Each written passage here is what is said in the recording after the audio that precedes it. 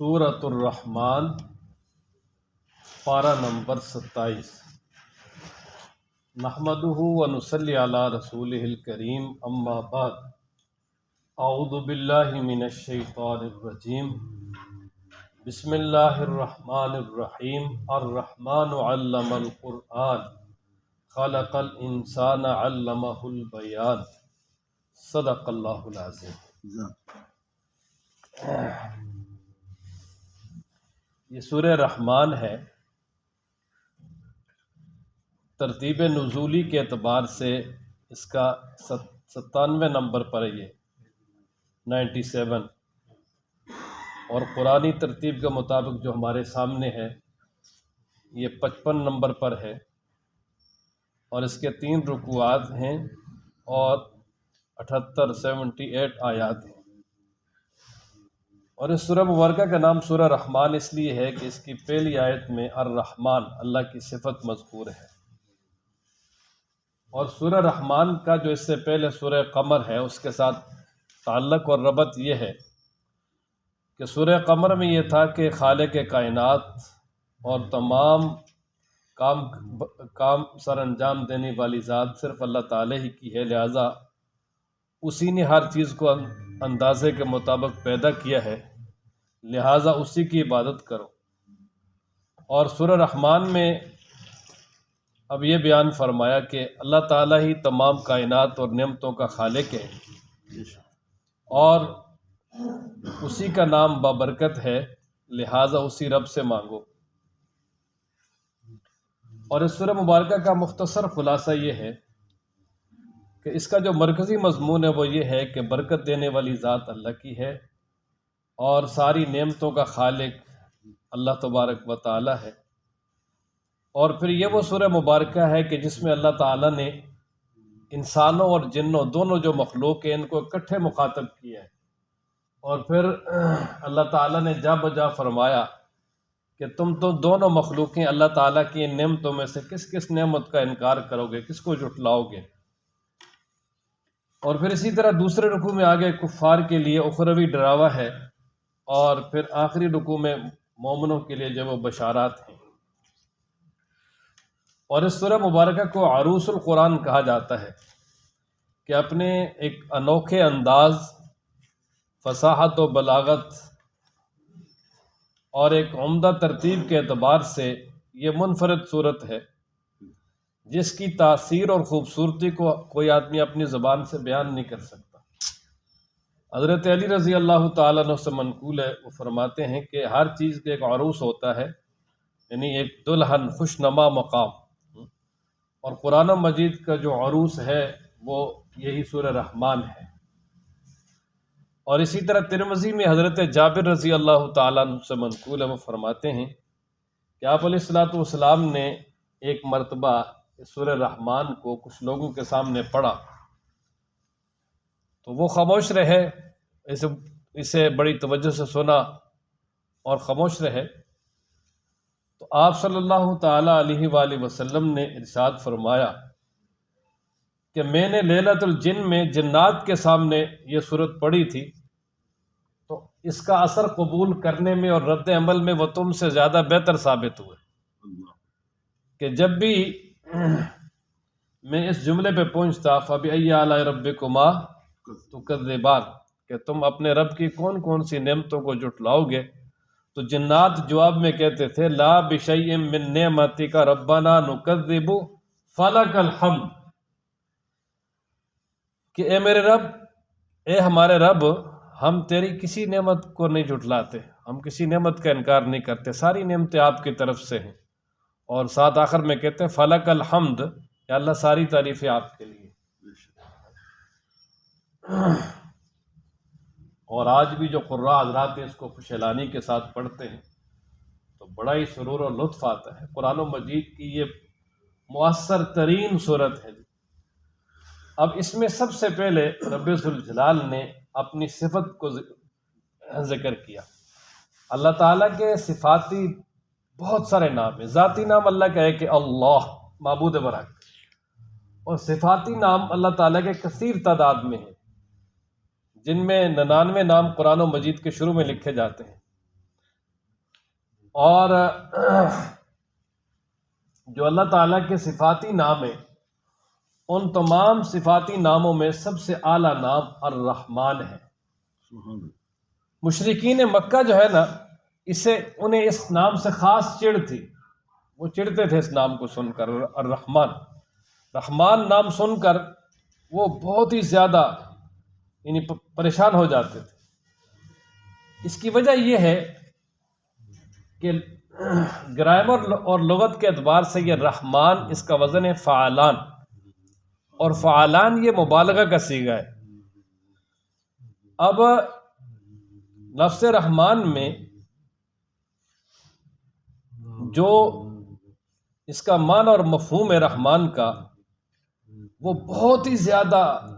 وسیع اور عریض ہے، جسے اپنی زبان سے بیان کرنا بھی مشکل ہے۔ لیکن اس کا مفہوم عام سادہ الفاظ میں آپ یوں سمجھیں، جسے ہم اپنی زبانوں سے ادا کر سکتے ہیں، وہ یہ ہے کہ رحمان وہ ذات ہے جس کی رحمت ٹھاٹھیں مارتے ہوئے سمندر کی طرح ہے، اور اس کی رحمت نے تمام مخلوقات کو گھیرا ہوا ہے، تمام مخلوقات کو ڈھانپا ہوا ہے۔ کسی بھی مخلوق کا کوئی بھی فرد اللہ تبارک و تعالیٰ کی اس رحمت سے مستغنی بھی نہیں ہے، اور اللہ تبارک و تعالیٰ کی رحمت سے باہر بھی نہیں ہو سکتا۔ اور اللہ تبارک و تعالیٰ نے اپنی رحمت سے یہ ساری کی ساری انسانوں کے لیے اور مخلوقات کے لیے یہ نعمتیں پیدا کی ہیں، تو لہٰذا جب سب کا رحمان وہی ہے تو پھر عبادت کا مستحق بھی وہی ہے۔ اور اس سے ان کو چڑ اس لیے تھی نا کہ جب یہ بات ثابت ہو گئی کہ ساری رحمتیں اللہ کے پاس ہیں، تو پھر وہ سمجھتے تھے بھئی ہمارے معبودوں کا کیا بنے گا، جن کو ہم نے دیوتا بنایا ہوا ہے کہ فلاں چیز فلاں دے رہا ہے، فلاں چیز فلاں دے رہا ہے، فلاں چیز فلاں دے رہا ہے۔ اس لیے مشرکین کو اس نام سے بڑی خاص تکلیف تھی، اور اس کی تکلیف کی وجہ یہی تھی کہ جب الرحمن بولا تو اس سے ان کے تمام دیوتاؤں کی نفی ہو گئی، کہ رحمان وہ ہے کہ جس کی رحمت سب پہ حاوی ہے، اور اس کی رحمت کے ہوتے ہوئے کسی کی رحمت اور ترس کی ضرورت ہی نہیں۔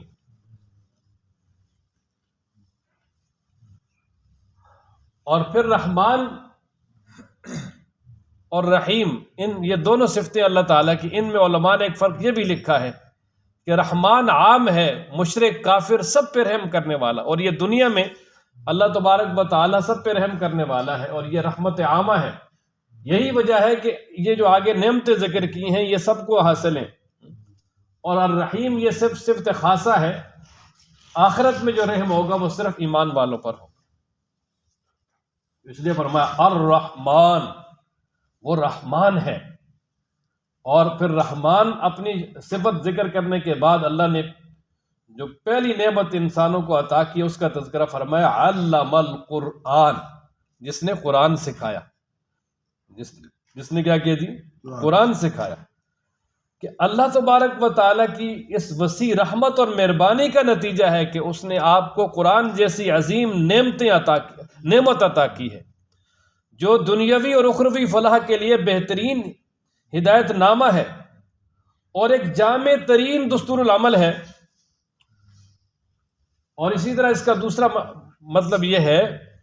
کہ یہ جو قرآن مجید ہے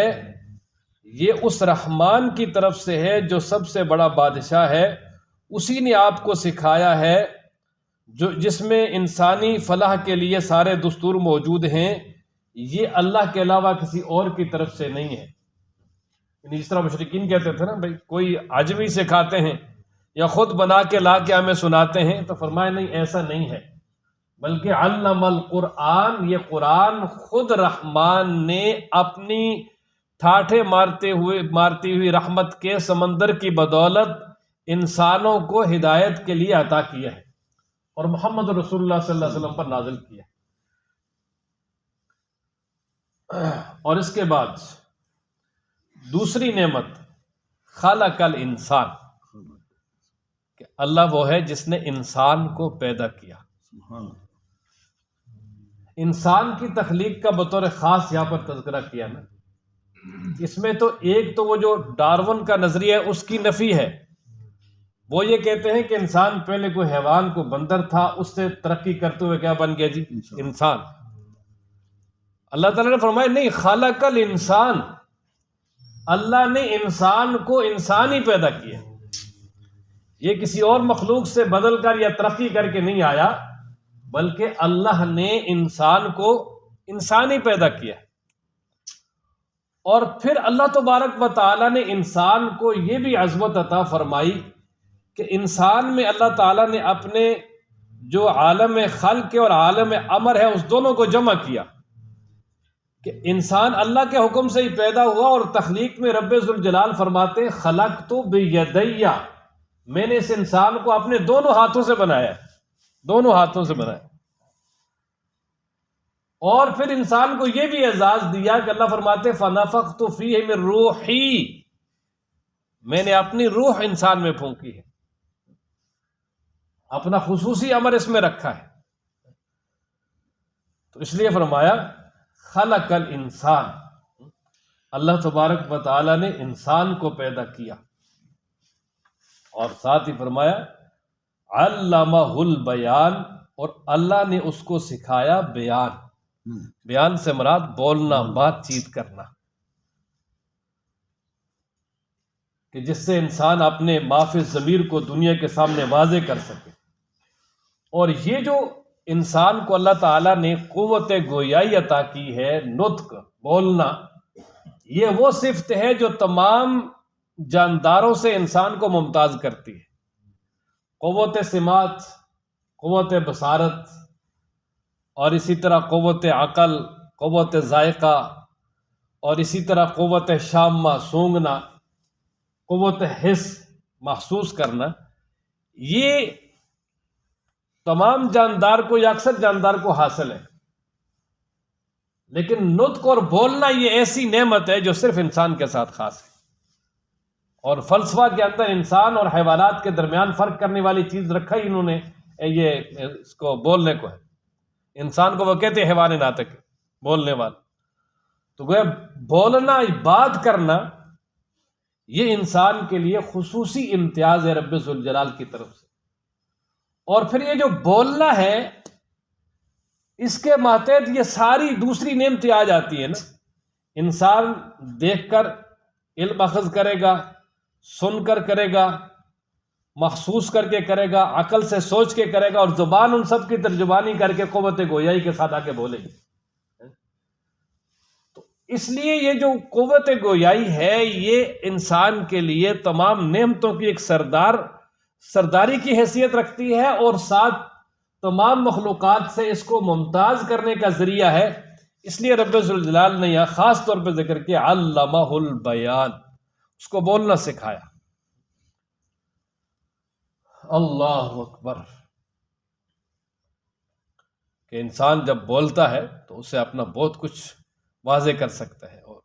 اللہ تعالیٰ کی بڑی نعمت ہے، اللہ تعالیٰ تا حیات اس نعمت سے معروم نہ کرے۔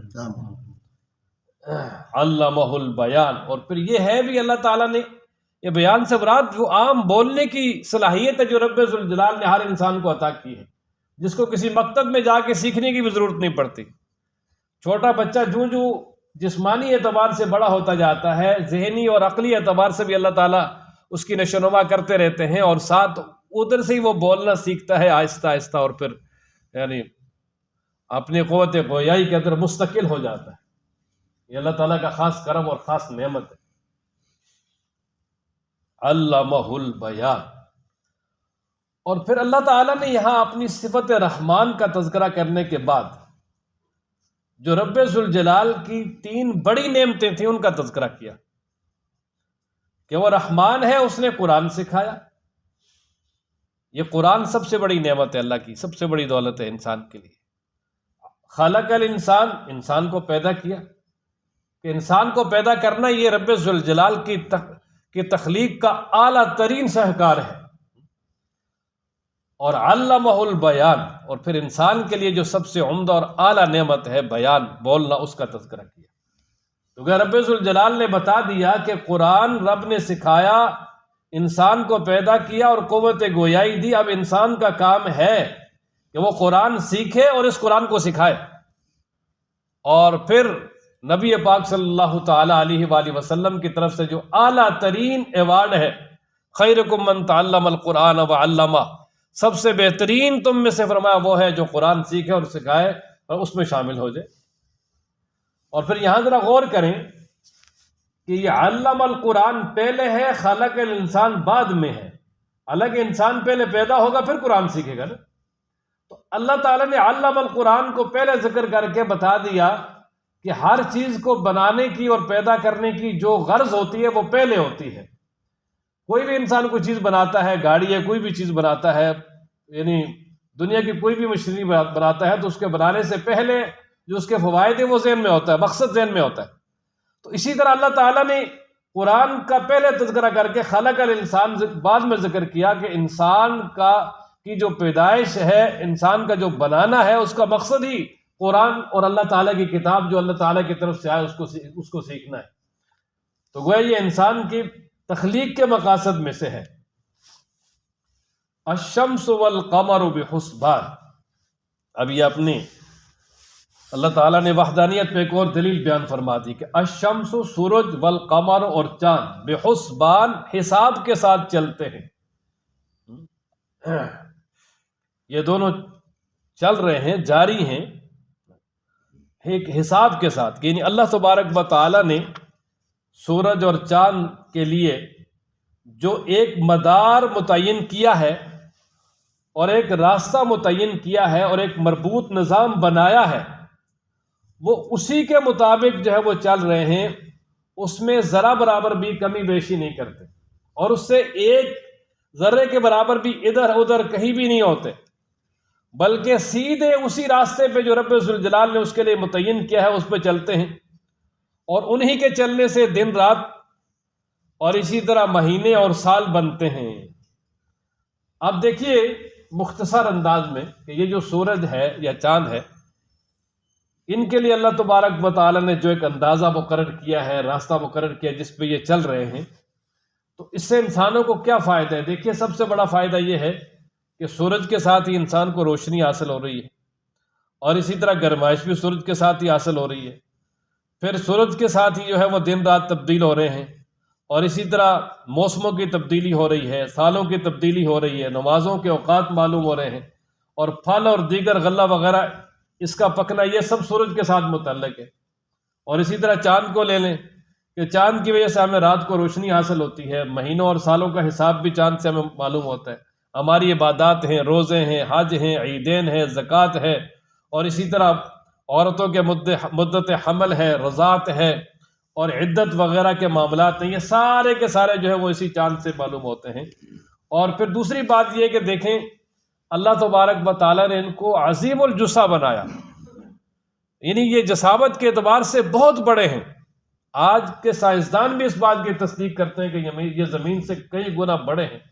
اور اتنے عظیم الجثہ اور بڑے ہو کر پھر بھی اللہ تبارک و تعالیٰ کے یہ حکم کے تابع ہیں اور رب ذوالجلال کے حکم کے تابع ہو کر چلتے ہیں۔ وَسَخَّرَ الشَّمْسَ وَالْقَمَرَ، اللہ فرماتے ہیں ہم نے سورج اور چاند کو ایک کام میں لگا دیا، تابع کر دیا، اور اس کے مطابق ہی چل رہے ہیں۔ اور دوسرے مقام پر فرمایا کہ ہم نے یہ سورج چاند کو بنایا نا تاکہ تم اس سے سالوں کے حساب اور دیگر حساب کتاب معلوم کر لو، اور آج اسی چیز سے معلوم ہو رہا ہے۔ دونوں کیلنڈر چل رہے ہیں، سورج والا بھی چل رہا ہے، شمسی بھی، اور چاند والا بھی چل، اسی کے ساتھ ہی یہ سارے دنیا کا نظام مربوط ہے۔ تو یہ اللہ تبارک و تعالیٰ کی تخلیق کا عظیم ایک شاہکار ہے۔ الشمس سورج والقمر اور چاند بحسبان، یہ حساب کے ساتھ چلتے ہیں۔ والنجم، اور یہ اللہ تعالیٰ نے اپنی وحدانیت پہ ایک اور دلیل بیان کر دی کہ انسان تو رب کو سجدہ نہیں کرتا، رب کے سجدے سے بھاگتا ہے، حالانکہ والنجم اور ستارے، والشجر درخت، یسجدان دونوں اللہ کو سجدہ کرتے ہیں۔ اب اس میں ایک تو النجم سے مراد یہ ستارے ہیں جو آسمان پہ جگمگاتے ہیں، اور ان کی تعداد رب ذوالجلال ہی جانتے ہیں، اور بہت سارے عرب میں جو ہے لوگ وہ ستارہ پرست بھی تھے، ان کی پوجا کرتے تھے، تو رب ذوالجلال نے بتا دیا کہ ستارے الہ نہیں ہیں، ستارے خود رب ذوالجلال کے حکم کے تابع ہیں، اس کو سجدہ کرتے ہیں، یعنی سجدے سے مراد یہاں پر انقیاد ہے، تابعداری ہے کہ وہ خود رب ذوالجلال کے حکم کے تابع ہیں۔ اور اسی طرح یہ جو درخت ہیں ان کے پجاری بھی بہت زیادہ ہے دنیا میں، درختوں کو بھی پوجا جاتا ہے، تو فرمایا درخت بھی جو ہے وہ پوجا کے قابل نہیں، اللہ کے مخلوق ہے، وہ خود اللہ تعالیٰ کے سامنے سجدہ ریز ہوتے ہیں، وہ خود اللہ کے حکم کے تابع ہیں۔ اور دوسرا النجم کا ایک ترجمہ کیا ہے بیلدار درخت، بیلدار بوٹی، جڑی بوٹیاں، جس طرح اس میں ہے نا یہ خربوزہ، تربوز، ان چیزوں کی جو بیل ہیں، نجم کہتے ہیں نا کہ وہ جڑی بوٹی اور وہ بیل جو تنا دار نہ ہو، جس کا تنا وہ یعنی پیدا ہوتے ہی زمین پہ پھیلنا شروع ہو جائے، اس میں جو ہے نا وہ انگور کی بھیلیں وغیرہ یہ ساری چیزیں جو ہے نجم میں آتی ہیں۔ تو فرمایا کہ وَالنَّجْمُ، بیلدار جو شجر ہیں، وہ بیلدار جو درخت ہیں وہ بھی جو زمین پہ پھیلے ہوئے ہیں، وَالشَّجَرُ، اور تنا دار درخت جو اپنے تنے پہ کھڑے ہیں،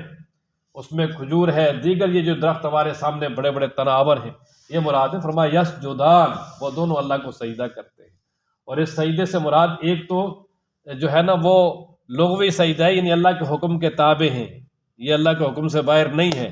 اور دوسرا یہ کہ یہ حقیقی سجدہ بھی اس سے مراد ہے کہ یہ حقیقتاً بھی اللہ تبارک و تعالیٰ کو سجدہ کرتے ہیں، لیکن انسان جو ہے وہ ان کے سجدے کی کیفیت کو نہیں جان سکتا، جس طرح اللہ تعالیٰ فرماتے ہیں وَإِن مِّن شَيْءٍ إِلَّا يُسَبِّحُ بِحَمْدِهِ وَلَٰكِن لَّا تَفْقَهُونَ تَسْبِيحَهُمْ، ساری چیزیں اللہ کی تسبیح بیان کرتی ہے لیکن تم ان کی تسبیحات کو سمجھتے نہیں۔ اسی طرح یہ چیزیں بھی رب ذوالجلال کو سجدہ کرتی ہیں، لیکن انسان ان کے جو ہے نا وہ سجدے کی کیفیت کو صحیح طریقے سے وہ اپنی دماغ میں نہیں لا سکتا، کیونکہ سورہ حج میں اللہ تعالیٰ نے فرمایا نا کہ ان اللہ یسجد لہ من فی السماوات ومن فی الارض، کہ اللہ وہ ذات ہے جس کے لیے سجدہ کرتی ہے ہر وہ مخلوق جو آسمانوں میں ہے، جو زمینوں میں ہے، والشمس والقمر، سورج اور چاند بھی اللہ کو سجدہ کرتے ہیں، والنجوم، اور ستارے بھی، والجبال، پہاڑ بھی اللہ کو سجدہ کرتے ہیں، والشجر، اور درخت بھی اللہ کو سجدہ کرتے ہیں، والدواب، اور تمام جانور جاندار بھی اللہ کو سجدہ کرتے ہیں، وَكَثِيرٌ مِّنَ النَّاسِ، اور بہت سارے لوگ بھی اللہ کو سجدہ کرتے ہیں، لیکن بہت سارے لوگ ایسے بدبخت ہیں جو اللہ کو سجدہ نہیں کرتے۔ تو کثیر من الناس سے معلوم ہوتا ہے کہ اس سے مراد جو ہے نا وہ حقیقی سجدہ بھی ہے، کہ جس طرح انسانوں میں سے بہت سارے لوگ حقیقتاً رب ذوالجلال کو سجدہ کرتے ہیں، اسی طرح یہ مخلوقات بھی اللہ تعالیٰ کو سجدہ کرتی ہے، لیکن اس کی کیفیت اور معاملے کو اللہ تعالیٰ خود ہی سمجھتے ہیں۔ اس لیے فرمایا وَالنَّجْمُ وَالشَّجَرُ يَسْجُدَانِ، ستارے اور درخت اللہ کو دونوں اللہ کو سجدہ کرتے ہیں، یا جڑی بوٹیاں، بیلدار درخت اور تناور درخت یسجدان، رب ذوالجلال کو سجدہ کرتے ہیں۔ اللہ تعالی ہم سب کو قرآن پڑھنے، سمجھنے، عمل کرنے کی توفیق عطا فرمائے۔